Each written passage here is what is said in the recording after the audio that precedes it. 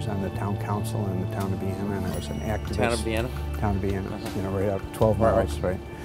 And I was an activist in town, and a lot of like Citizen of the Year awards and stuff like that. And then when September the 11th happened, I did a flip, you know. It was kind of like, something's not making sense. Right. Something's wrong, and I don't know what it is. And I didn't really go for what I was being told as an American citizen. So I decided to stick my head in where it didn't belong, you know, so to speak. Yeah. You know, here I am, just an average American citizen. I have some real questions that I don't feel like are being answered. Oh yeah, well I went through a similar, a very similar journey. Okay, your turn. I was a business owner in Atlanta, Georgia. I had a partner, we had an office machine supply company, we had about 100 employees with offices in Atlanta and Savannah and Jacksonville, Florida. And like you, I had some time on my hand. We had some good managers who were doing the job, and this is the late 80s, and starting to learn and read about the world and where we are, what is happening to our environment, what's happening to nuclear proliferation. I remember specifically seeing a chart on population growth.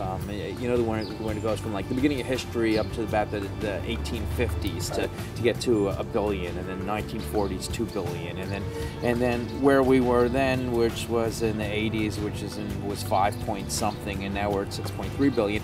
And I just saw that curve, and I've been doing trend analysis for a long time, you know, in my business, and I said if I saw a trend analysis like that, and if it was on profit, I'd be overjoyed, and expenses, I'd be freaked out, but either way, it's just wrong.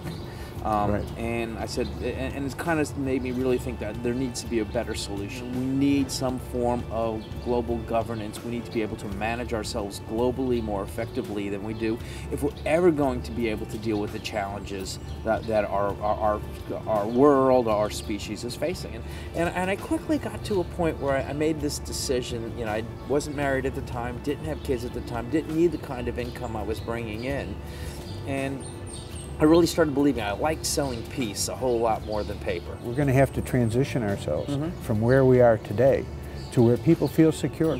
We'll put our best minds on it. The people who are part of the military, part of it, that say, okay, if we're going to do this, if humans are eventually going to reach some point where we stop killing one another and we stop living in fear, then we're going to have to transition ourselves. Let's start the transition.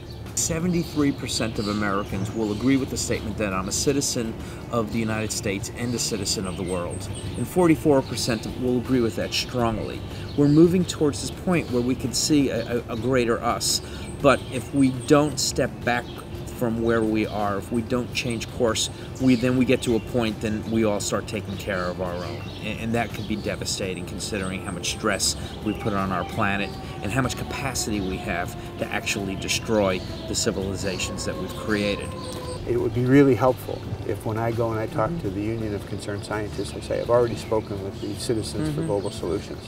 Citizens for Global Solution understand. I think we share a goal in common. Okay. And so let's explore what are the best ways that we get to that goal working together. People focus on two things. One, what impacts their pocketbook, their daily life, number one. Number two, what's on the front page of the newspaper.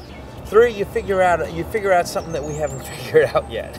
Right. And I think that's going to be the answer. I mean, I don't think we have all the solutions yet. We understand the problem, we have a good concept of what the goal is, but the details of the solution, we're not there yet. You're taking a solution to someone who doesn't know they need it.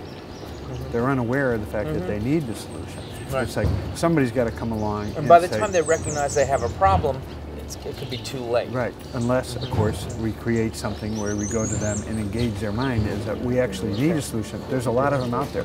We have a lot more thinking on how this needs to happen, and we need to bring more people to the table to have the conversation.